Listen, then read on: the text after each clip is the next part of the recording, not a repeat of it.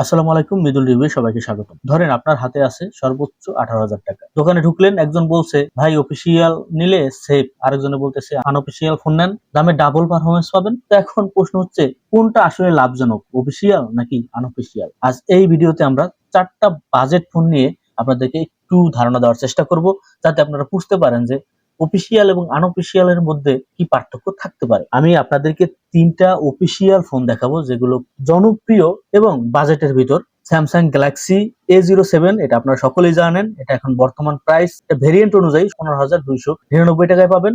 Walton NXG N28, যা সদ্য এই রিসেন্টলি ফোনটা লঞ্চ হয়েছে জানুয়ারি মাসের 31 তারিখে, ওইটা পাচ্ছেন 16,299 টাকায়। আর একটা পাচ্ছেন Tecno Spark 40 5G phone, 4G এবং 5G দুটো ভেরিয়েন্টই পাবেন। তো এই ফোনগুলো হচ্ছে অফিসিয়াল ফোন। একটা আমি আনঅফিসিয়াল ফোন দিয়ে আপনাদেরকে দেখাচ্ছি, যেমন মোটরোলা মোটো G06 পাওয়ার। এটা আপনারা এখন একটা ভেরিয়েন্টই পাবেন আনঅফিসিয়ালি 13,000 টাকায়। তো এই যে আনঅফিসিয়ালি যে ভেরিয়েন্টটা আমি বলতেছি 13,000 টাকা, এই 13,000 টাকায় আপনি যা যা পাচ্ছেন এই প্রত্যেকটা কিন্তু পাইতে গেলে আপনাকে দামটা একটু বাড়াই দিতে হচ্ছে, মানে 2,000 টাকা বেশি এই প্রত্যেকটার ভিতরে। যদিও টেকনো স্পার্কে আপনি পাচ্ছেন 5G, ঠিক আছে, তারপরও এই মোটরোলা মোটো ফোনগুলো কিন্তু আপনারা সকলেই জানেন এটার যে পারফরমেন্স, এটার ব্যাটারি, এগুলো নিয়ে আমার বিস্তারিত ভিডিও আছে। আপনারা যদি চান সেগুলো আমি লিংক এই ভিডিও ডেসক্রিপশন বক্সে দিয়ে দেবো, সেখান থেকে আপনারা দেখে নেবেন, তাহলে বুঝতে পারবেন। তবে আমি এই ভিডিওতে আলোচনা করব মূল যে বিষয়গুলো, যে আনঅফিসিয়াল অফিসিয়ালের যে পার্থক্য, সেই পার্থক্যগুলো আমাদেরকে বুঝতে হবে। ফোনগুলো তো অবশ্যই পরিচিত হলেন,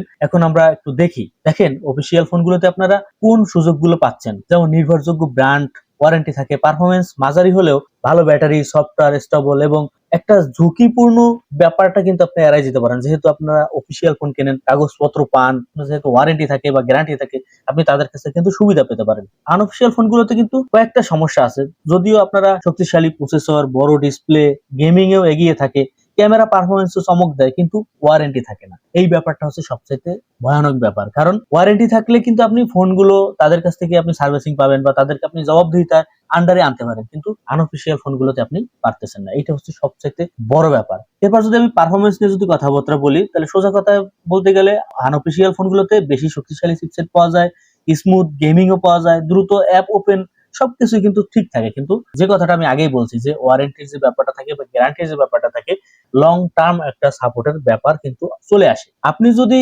অফিসিয়াল বা আনঅফিসিয়াল এর দিকে নজর দেন, তাহলে আপনাকে লং টাইম এবং যে জবাবদিহিতার একটা ব্যাপার থাকে, সেটা কিন্তু আপনি এইখানে এই পার্থক্যটা দেখতে পাবেন। ক্যামেরা নিয়ে যদি বলি, দেখেন আমরা ক্যামেরা স্পেক দেখে কিন্তু সবসময় ভুল ভাবি। মানে ক্যামেরা বেশি থাকলেই মনে করে কি এই ফোনটা অনেক ভালো, ক্যামেরার দিকে ভালো হয়। আসলে মূলত কিন্তু বিষয়টা এইখানে না। ক্যামেরা মেগাপিক্সেল বেশি থাকলেই যে আপনার ক্যামেরা হিসেবে ভালো থাকবে এটা না। অনেক সময় ক্যামেরা কম থাকলেও দেখবেন সেখানে কিন্তু ভালো পরিমাণে আউটপুট পাওয়া যায়। আনঅফিসিয়াল ফোনগুলোতে সবসময় কম দামে একটু ভালো দেওয়ার চেষ্টা করে, তবে অফিসিয়াল ফোনগুলোতে দেখবেন দাম অনেক বেশি দেওয়ার পরেও এই সব বিষয়গুলো একটু আমাদেরকে হতাশ করে। তারপরও দেখবেন লং টাইমের ক্ষেত্রে দেখা যাবে যে আনঅফিসিয়াল ফোনগুলোতে আপনি যে সুবিধাটা পাচ্ছেন, সেই সুবিধাটা এক সময় গিয়ে আপনি পাবেন না, কিন্তু অফিসিয়াল ফোনগুলোতে আপনি সেই ধরনের ব্যাপারগুলো পাবেন। এই যে গ্যারান্টি ওয়ারেন্টির যে ব্যাপারটা, নির্ভরযোগ্যের যে ব্যাপারটা, সেই ব্যাপারটা কিন্তু সবসময় অফিসিয়াল ফোনে সাপোর্ট করবে। আনঅফিসিয়াল ফোনে কিন্তু এই জিনিসটা আপনি পাবেন না। আপনি একই ভেরিয়েন্ট যদি কিনতে চান, দেখবেন আনঅফিসিয়াল ফোনে একটা দাম, অফিসিয়াল ফোনে একটু বেশি দাম। আপনি একটা সিকিউরিটি সিস্টেম পাচ্ছেন, আমি এইটাই বোঝাতে চাচ্ছি।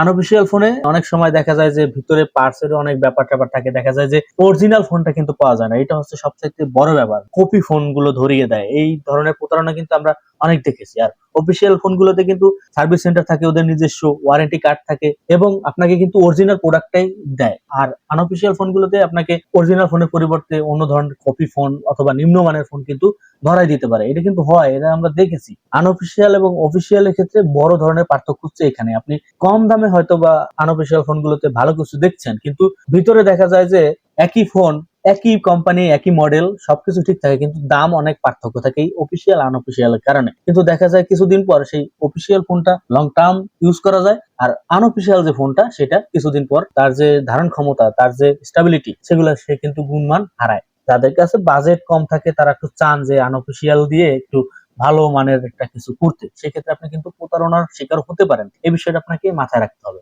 আপনাদের পরিশ্রমের টাকা সেটা আপনারা সবসময় ব্যয় করবেন এমন জায়গায় যে জায়গা প্রতারিত হবেন না। হ্যাঁ, আনঅফিসিয়াল ফোন যে সবসময় প্রতারণা করবে এমন না, আনঅফিসিয়াল ফোনও কিন্তু অনেক ভালো ফোন পাওয়া যায়। আমরা দেখি অনেক সময় অনেক ট্রাস্টেড অনেক মাধ্যম আছে, সেখান থেকে কিন্তু আমরা আনঅফিসিয়াল ফোনও কিন্তু ভালো ফোন পাই। তো এই যে ট্রাস্টেড এর ব্যাপারটা, এই ট্রাস্টেড এর ব্যাপারটা যদি আপনি খুঁজে পান তাহলে আমি মনে করি ভালো। ভিডিওটা ভালো লাগলে লাইক দিবেন আর কমেন্টে লিখে জানান আপনি আনঅফিসিয়াল পছন্দ করেন না অফিসিয়াল ফোন পছন্দ করেন। আর এমন টেক রিলেটেড রিভিউ পেতে চাইলে এবং অনেস্ট রিভিউ পেতে চাইলে অবশ্যই চ্যানেলটা সাবস্ক্রাইব করবেন। যারা ফেসবুকে দেখতেছেন ফলো করবেন। আজকে পর্যন্ত, আসসালামু আলাইকুম।